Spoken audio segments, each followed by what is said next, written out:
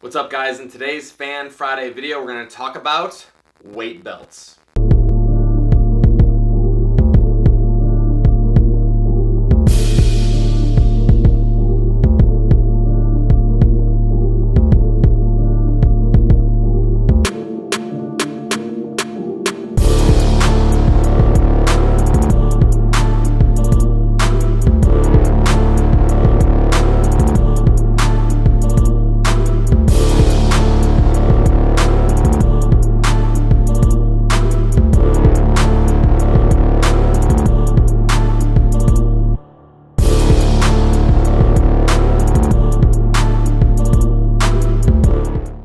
What's up, guys? We're back for our Fan Friday videos, and this week's question comes from Genesis, and I wanted to expand upon his question a little bit and get into the nitty-gritty of when it is appropriate to use weight belts. So his question was, is there any value in intentionally incorporating and keeping track of compound lifts done with a belt versus belt lifts? Great question. Let's get into it. So let's first start out with what a belt does. Now, this is my 10 millimeter lever Inzer belt, and what it really does, what any belt does, it gives us extra support under heavy load.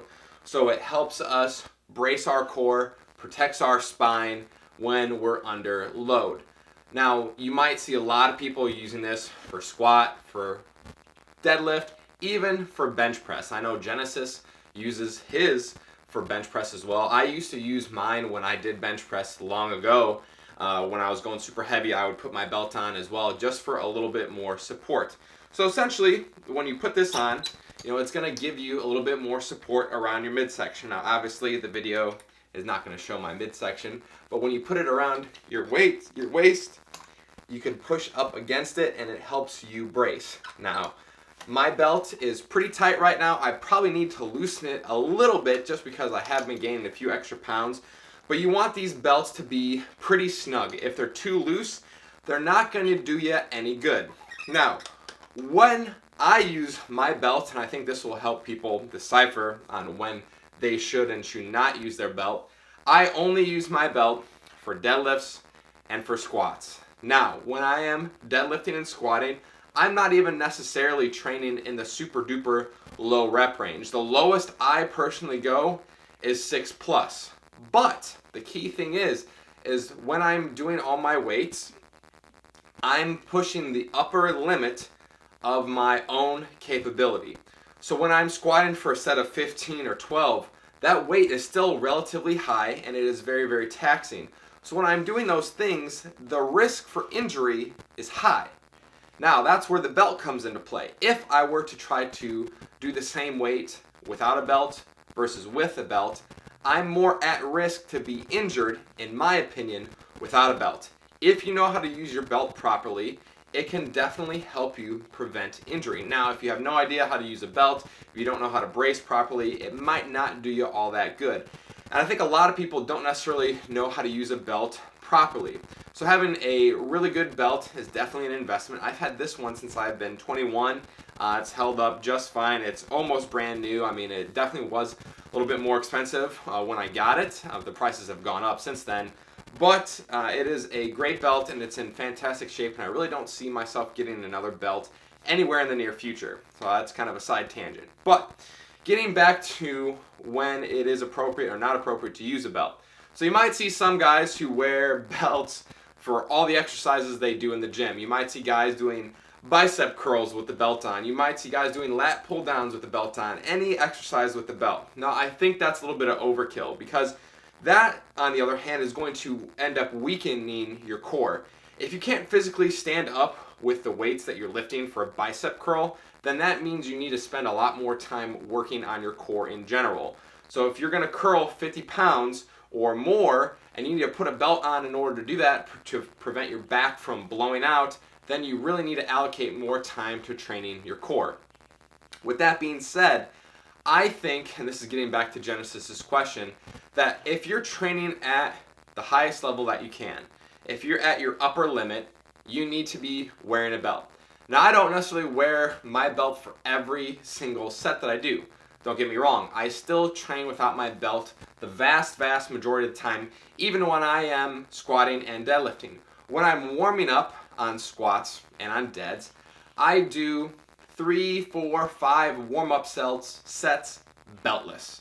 And I end up working up very close to my first working weight. So for example, I think I'm pulling about 305 right now for a set of 15 on deads as my first working set, if you will. And I think I go all the way up to either 295 or 285 beltless. And that's not an incredible amount of weight, but I'm only doing that for a handful of reps. I'm not doing that for 15. If I probably could get away with pulling 305 without a belt, but once again, is the risk worth the reward from not having a belt on? And in my opinion, no. Having that belt is going to keep me healthy, and it's also going to prevent me from being injured, which is going to allow me to train more. Now, getting back to what Genesis is saying, let's focus on the 1 reps, because we all know Genesis. We know that he is a power lifter, and that he is training for essentially the low reps. Now, I can understand where he's coming from, because it does definitely make a big difference when you do have a belt on versus when you don't have a belt on. But you also have to look at what you do in a competition. And even in raw competitions, if you will, you're still allowed a belt, you're still allowed knee sleeves, you're still allowed wrist wraps. So looking at that, I think it's kind of pointless not to train with a belt, because in your competition, if you have to use this belt, you need to know how to use it properly. You need to know where your weights are at using this belt. So if you're out there and you're a powerlifter, or you're just someone in the gym in general looking to get stronger, you need to know where you're at all times with your belt. Now, if you're one of these guys who say, I want to try to build up my lower back by not wearing a belt, that's all good and well. Do your thing. But I choose to wear a belt for overall safety and to try to lift as high as weight as possible within reason without getting hurt. So should you track your weights with a belt versus not with a belt? I would say no, because obviously your weights with a belt are probably going to be higher. You're going to be safer doing those weights, and you're probably more at risk of getting hurt if you're trying to pull a 1 rep max beltless. Now, I know it may look cool to try to set a 1 rep max beltless, but you're way more at risk to hurt yourself if you don't have a belt on, especially if you're doing 1s and 2s and things like that, where the weight's super heavy, where you're trying to set an all-time PR. The risk just isn't worth the reward. So in my opinion, you should always wear a belt when you are training at your breaking point, whether that's sets of 15 or whether that's sets of 1 or 2. If you're at that breaking point where there's a slight risk of injury, then you need to have this belt on. And I will say this, I'll close it out. And no, this is not like a sponsored video by Inza or everything. I really do like their lever belt. Definitely, it's really high quality. This is the 10 millimeter, and it is definitely plenty for a bodybuilder. They have a 13 millimeter belt. I think that's pretty dang thick. This took forever for me to break in.